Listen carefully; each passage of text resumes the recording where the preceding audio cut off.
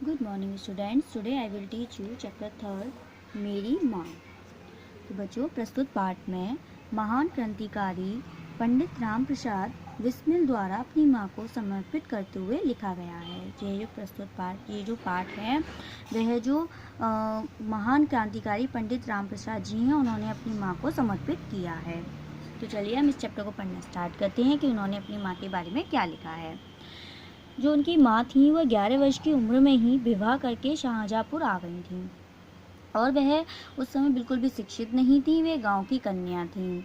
अब शाहजहाँपुर आने के बाद उनकी जो दादी थी, उन्होंने अपनी छोटी बहन को बुलाकर उनकी माताजी को गृह कार्य की शिक्षा दी थी और गृह कार्य यानी कि घर के कामकाजों की शिक्षा दी थी।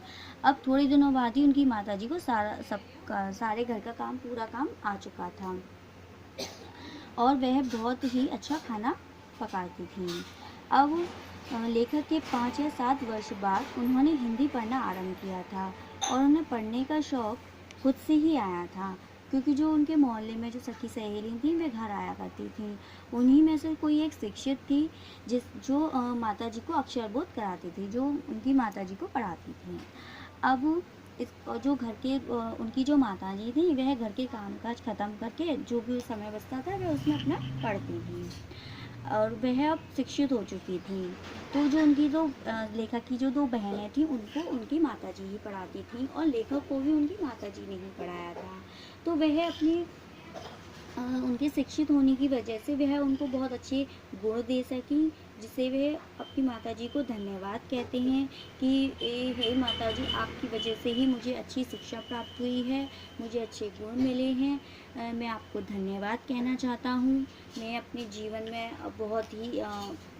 उन्हें बहुत अच्छी प्रेरणा मिली है। वह बहुत अच्छे क्रांतिकारी अपनी माताजी की वजह से बने। जो भी उन्हें प्रॉब्लम होती थी क्रांतिकारी कामों में, जो भी उनको सॉल्यूशन चाहिए होता था, वह उनकी माताजी उसमें हेल्प करती थी। तो लेखक बस यही कहना चाहते हैं कि उनके जो अच्छा जीवन उन्हें जो मिला है वो उनकी माताजी की वजह से मिला है। तो वे अपनी माताजी को इसमें धन्यवाद कहते हैं कि हे माता, मैं तुम्हें तुम्हें प्रणाम करता हूँ, कोटि कोटि प्रणाम करता हूँ।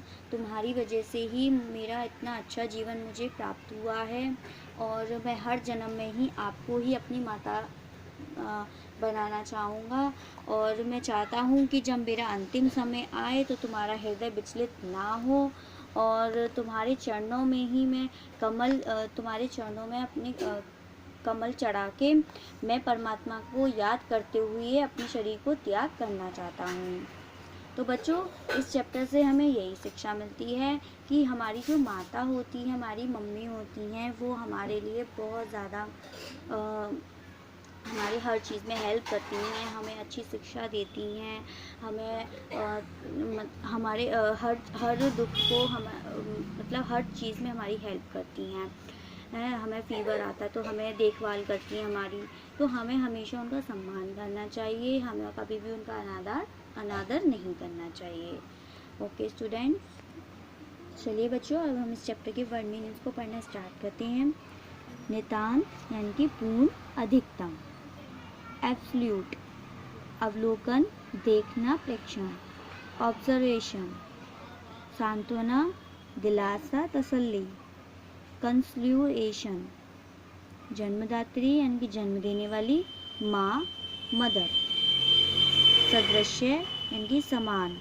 इक्विवेलेंट, इक्वल यानी कि इक्वल, ठीक है। स्नेह, प्यार, अनुराग, अफेक्शन। प्रतिज्ञा यानी कि वचन, प्रण, प्लेज। स्वाधीन यानी आज़ाद, इंडिपेंडेंट। Okay students.